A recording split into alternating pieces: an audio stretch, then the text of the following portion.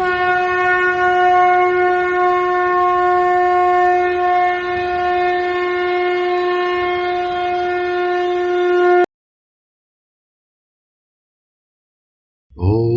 श्री परमात्मने नमः। मित्रों नमस्कार, मैं संजय प्रजापति आपका आपके आध्यात्मिक चैनल नमस्ते तू में स्वागत करता हूँ। मित्रों, इस प्रस्तुति में परम्बा माँ दुर्गा के 9वें रूप माँ सिद्धिदात्री के कथा, दर्शन, पूजन के महत्व इत्यादि के बारे में हम मंदिर के महंत श्री बच्चालाल मिश्र जी के माध्यम से जानेंगे। जैसा कि मित्रों आपने हमारी सिद्धिदात्री मंदिर से जुड़े इस प्रस्तुति को पहले देखा था, यह प्रस्तुति आपको कैसी लगी थी इसका हमें कमेंट करके जरूर अपनी राय दें। वही मित्रों, अगर ये प्रस्तुति जो हम देखने जा रहे हैं ये प्रस्तुति आपको अच्छा लगे तो इसको लाइक, शेयर, कमेंट भी जरूर करिएगा। साथ ही साथ नमस्ते तू चैनल पे अगर नए आए हैं तो आप इस चैनल को सब्सक्राइब जरूर कर लीजिएगा। आइए मित्रों, हम इस प्रस्तुति को अब महंत जी के माध्यम से शुरू करते हैं।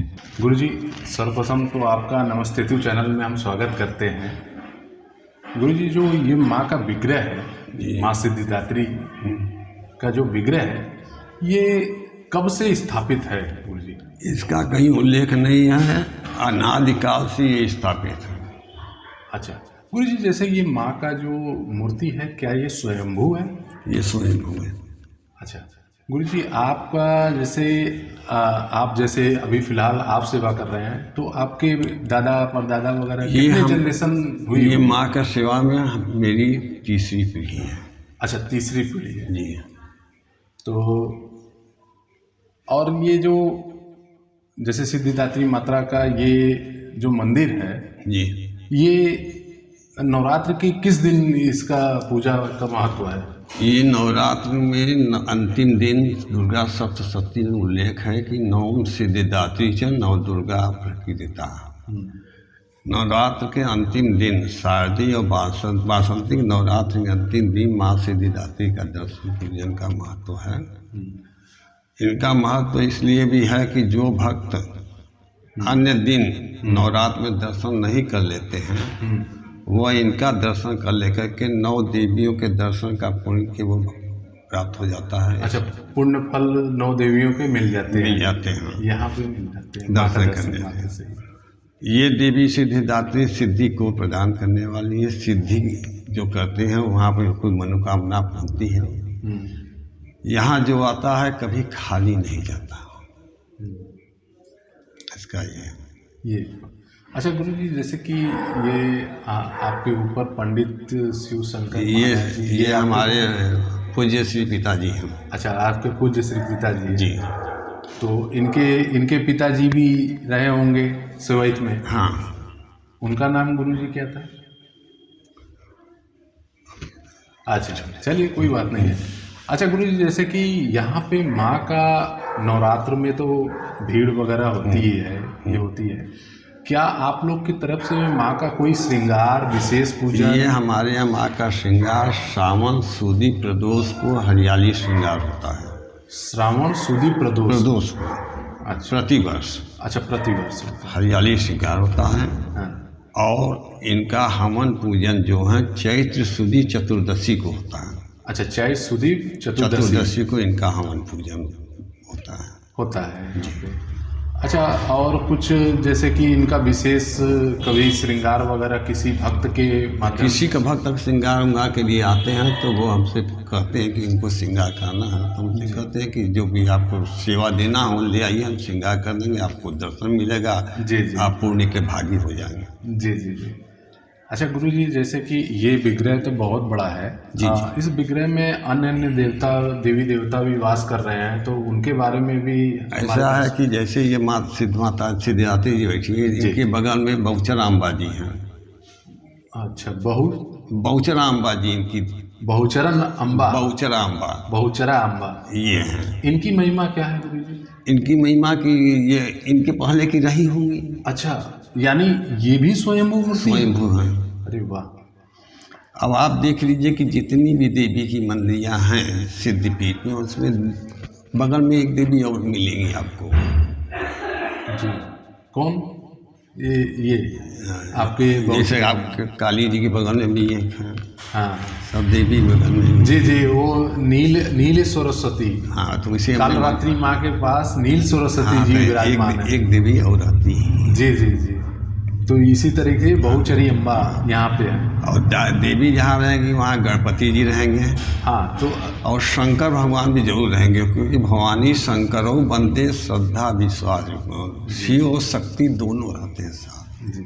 अच्छा गुरु जी, जो यहाँ पे विनायक विराजमान है उनका नाम क्या है? हमारे यहाँ नीचे पंचमुखी महादेव जी हैं। अच्छा, पंचमुखी महादेव जी, हमारे यहाँ पंचमुखी महादेव जी हैं। अच्छा इनका नाम है सांब सदा शिवाय।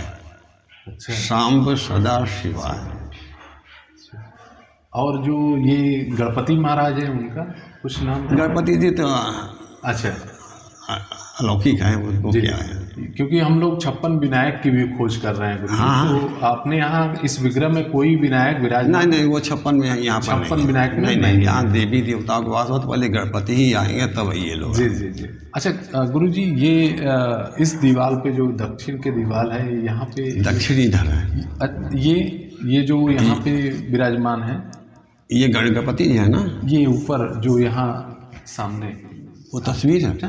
नहीं, यहाँ पे जो दीवार है यहाँ पे, वो गणेश जी हैं। अच्छा वही गणेश जी, वही गणेश जी, वही गणेश जी महाराज है। हाँ, वही गणेश जी महाराज है, और नीचे शंकर जी हैं। अच्छा, नीचे विग्रह शंकर जी का हैं। है, शंकर जी का है। अच्छा गुरु जी, जैसे माँ के सारे विग्रह में लगभग देखा जाता है कि वहाँ उनकी सवारी शेर विराजमान, तो यहाँ शेर की भी कुछ हमारे यहाँ जो शेर है ये पंख वाला है, ये सीधे उड़ते हैं सीधे उतरते हैं। अच्छा, देखिए जी जी जी जी, यहाँ पंख लगे हैं। ये हमारे यहाँ सारे शेर जो है पंख के हैं, बाज के तरह अपना उतरते पकड़। अच्छा अच्छा अच्छा गुरु जी, जैसे कि माँ सिद्धिदात्री की हम एक छोटी सी कथा आपके श्रीमुख से चाहेंगे कि माँ सिद्धिदात्री का जैसे उत्पत्ति कैसे हुआ?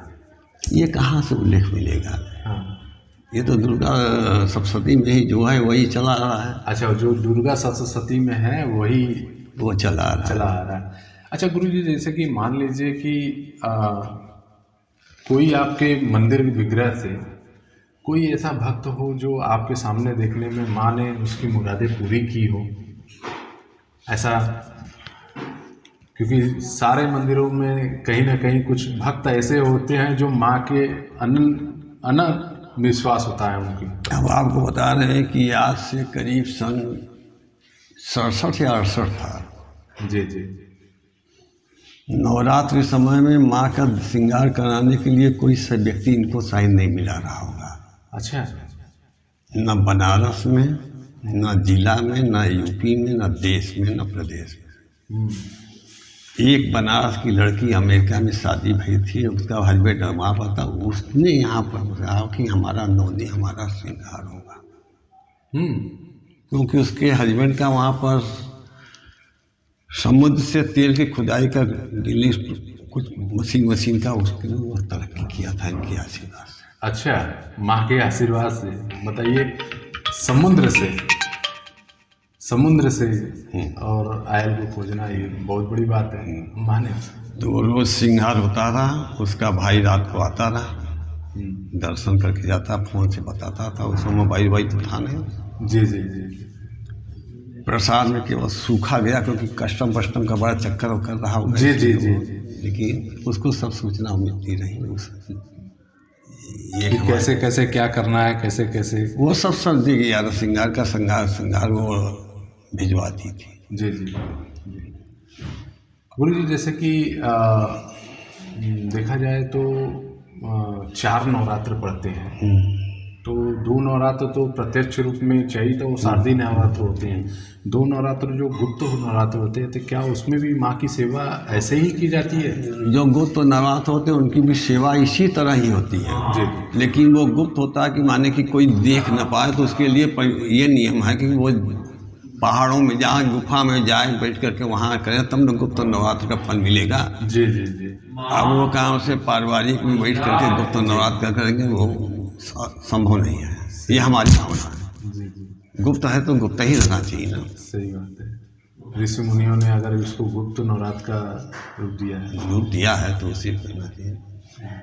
करते भी हैं, करते होंगे। विंध्याचल में गुफा उफा में बहुत देवी की सिद्ध पीठियाँ हैं जहाँ वहाँ पर लोग करते भी हैं। नवरात्र में भी लोग ऐसे हैं कि गुफा में ही जाके करते हैं, सार्वजनिक दिखाते कि हम। आजकल जो है दिखावा ज़्यादा है, जी जी, श्रद्धा कम होती है। श्रद्धा का। पहले मंदिरों में भीड़ नहीं होती, हम बोलते क्या है, लेकिन अन्यथा मंदिर नहीं नहीं, वो तो मंदिरों में भीड़ ये होती रही, बुजुर्ग माता पिता जाते रहे, जी जी, देवी का आशीर्वाद लेते रहे, हे माई हमारे बाल बच्चा का कल्याण कर जा। सही, हमारे पूरे परिवार का कल्याण करना। अब जो आ रहा है नई पीढ़ी, हाँ, आगे नहीं बोलेंगे कि सास ससुर से छुटकारा दिया, भाई ये नहीं बोलेंगे। सही बात है, ये चीज़ें हैं। अच्छा गुरु जी, जैसे कि इस मंदिर में मैं कई मंदिरों में घूम के चला आया, और ये मंदिर बड़ा ही दुर्लभ मुझे लग रहा है, क्योंकि बहुत पुरानी इसकी इंफ्रास्ट्रक्चर भी है। और माँ के इस मंदिर के दोनों अगल बगल जो हाथी हैं, उनका क्या महत्व है? कोई नहीं होता ऐसे। अच्छा, ऐसे ही उसका बना देवी देवता के आते हैं सब, ये वो सब भक्त हैं।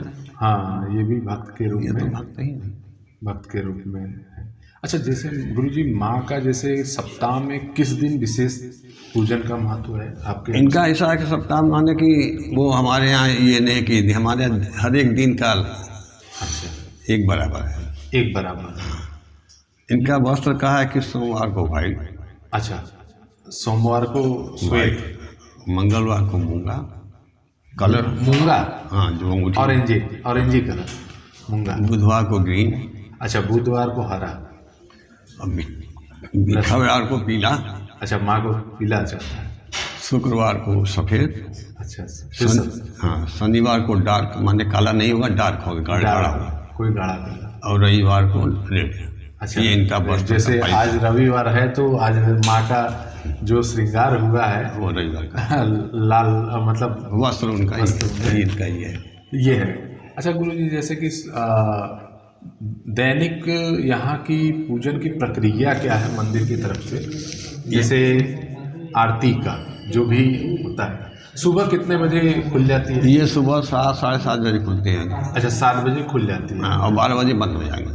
तो 7 बजे जब खुलती है तो क्या मंगला अंदर है, वो पट नहीं खुलता, खाली मंगला अंदर हो जाता है। अच्छा, मंगला आप अंदर ही कर लेते आरती हैं? कर लेते हैं, तो मतलब करने के बाद ये पट खुलते हैं, तब पट खुलता है, तब दरवाजे खुलते हैं यहाँ? फिर उसके बाद काम से श्रृंगार होते हैं। अच्छा, तो उसके बाद वही कौन श्रृंगार होता है? मंगला के बाद इनके पूरे परिधान का श्रृंगार, स्नान है, भोग है। कितने बजे टाइमिंग है उसकी? वो मान के चलिए 11 साढ़े 11।